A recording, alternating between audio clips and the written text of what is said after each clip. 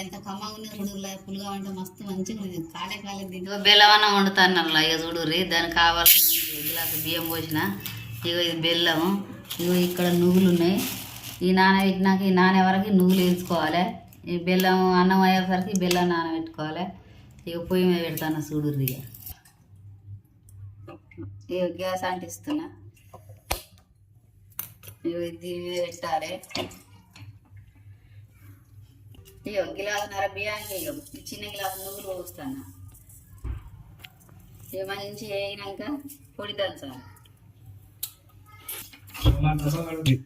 ఇక ఇవి మంచిగా వేయించాలి. మంచిగా పండుగ వేయినాక ఈ రోడ్లు దాకా 2 ఇలాచీలు వేయాలి. ఇక చిటపాట అని ఎట్లా వేస్తాయి అసలు మంచిగా పండుగ వేగాలి. ఇవి మస్తు రుచి ఉంటుంది. ఇక ఇట్లా వస్తాను చూడు, మంచిగా వేయించండి. ఇక చూడరు ఎట్లా వేయించిన మంచిగా వేయించిన. ఇక ఇట్లా వస్తాను పొడి చేయాలి. ఇక 2 ఏలకులు వేస్తాను, కమ్మగా వస్తాయి, మంచిగా వాసన వస్తుంది. ఇక బియ్యం పోసిన గిలాసున్నర పోసిన. ఇక 2 గ్లాసులు నీళ్ళు, గిలాసు 3 గ్లాసులు నీళ్ళు పోసిన.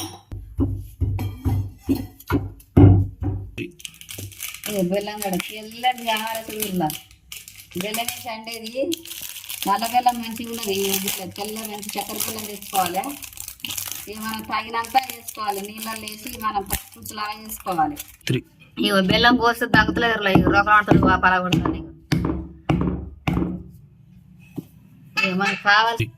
ఇక బెల్లం ఒక గిన్నెలో ఇట్లా పీసులు కట్ చేయాలి. ఊర్లో ఇక పొయ్యి మీద పెడితే మంచిగా ఉండదు. ఇక ఇట్లా పోసుకోవాలి. మెత్తగా పోసుకొని మనకు తగినంత ఎసరు పోసుకోవాలి. ఇక ఇట్లా పొడిగా కట్ చేసుకోవాలి. ఇక ఇట్లా వేసుకుంటే మంచిగా బెల్లం అన్నం మంచిగా వస్తుంది చూడు, ఇంత ముద్దుగా వస్తుంది చూడు. ఇక ఇట్లా దంచినా కదా.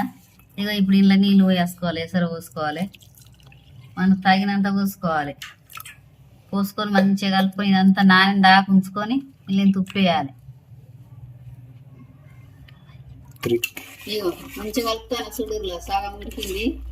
మంచిగా రేషన్ బియ్యం పోసుకోవాలి. సన్న బియ్యం పోస్తే మంచిగా రాదు బెల్లం అన్నం.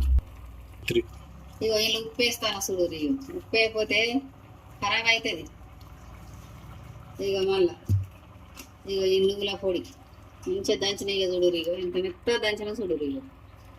ఇక దంచిన ఇది పోస్తాను చూడు. ఇక ఇంట్లో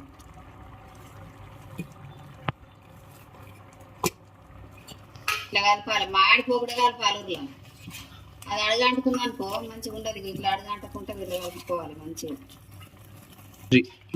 ఇక ఎంత మంచిగా చూడరు. ఇక పాషం ఇక పులిగం కొట్టినామంటే ఇట్లా. ఇక మన నల్గొండ జిల్లాలో ఇట్లా అనుకుంటారు పులిగం. ఇక అయిపోయింది. ఇక చూడరు. ఇక మా కోడలు అయితే ఊగని అడుగుతారు, గింత చేస్తారా రాబా. నాకైతే పులిగం అంత కమ్మగా ఉండేది. ఇక అన్నం తయారైంది పులిగం అన్నం. ఇక తీసి ఇక ఈ ప్లేట్లు వేసుకోవాలి. ఇక ఎంత మంచిగా ఉంది చూడబ్బా, ఎంత కమ్మటి వాసన వస్తుంది.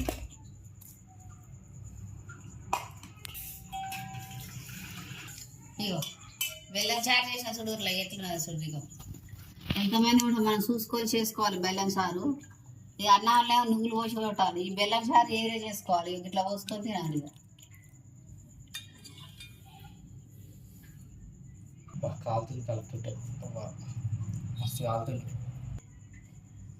ఎంత కమ్మగా ఉన్నది చూడుర్లా, పులుగా అంటే మస్తు మంచిగా ఉన్నది. కాలే తింటాను, మస్తు మంచిగా ఉన్నది చూడు. మీరు కూడా మంచిగా చేసుకోరు.